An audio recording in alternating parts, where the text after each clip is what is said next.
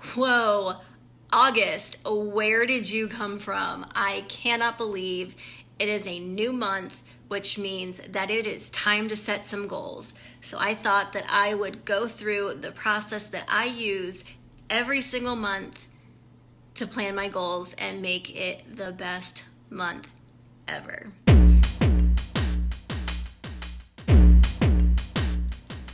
Hi guys, and welcome back to my channel. Thank you so much for being here.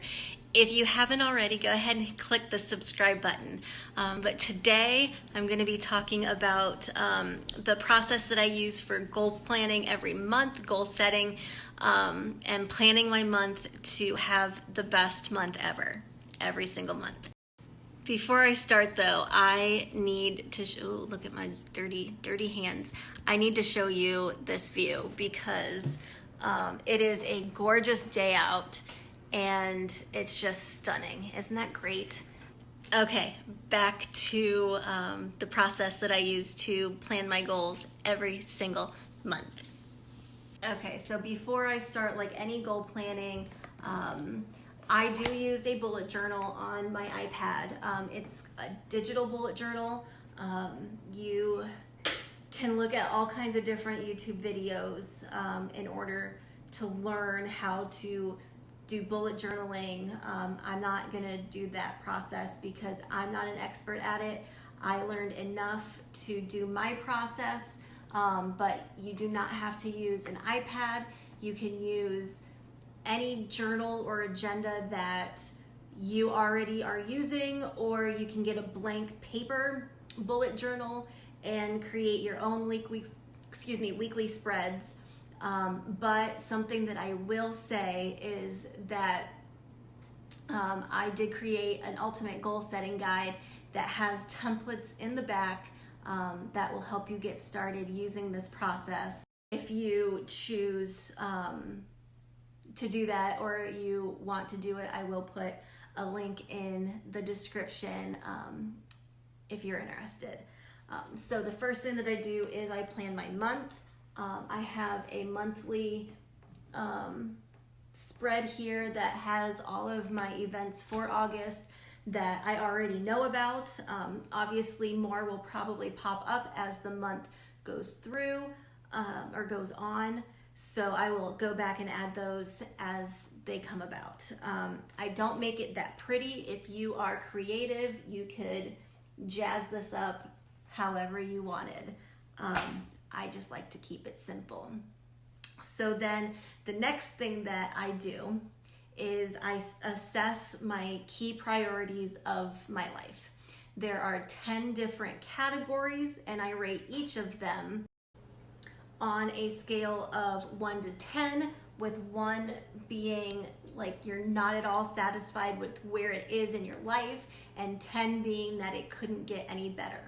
Now these aren't how important they are to you. You're ranking them based on how you feel they're going in your life and based on whether you want to focus on it this next coming month.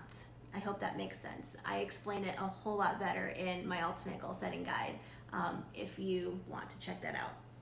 So after I assess my key priorities of my life, I pick out, or I look at which one scored the lowest, and that is my focus for when I do my goal setting, which is next.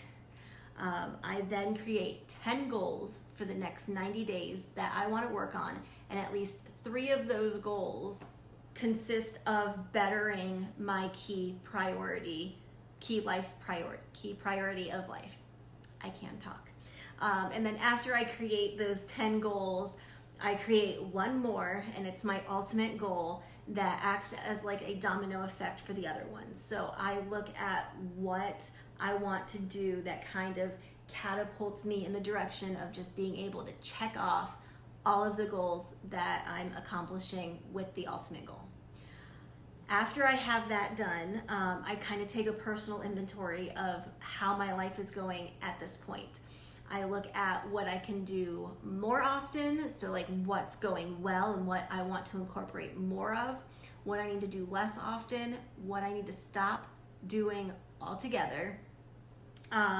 things that I need to test, learn, or try out, and what to accomplish when reaching my goal. So if I put a feeling to a goal, I am more likely to stay motivated, more likely to make that a key priority.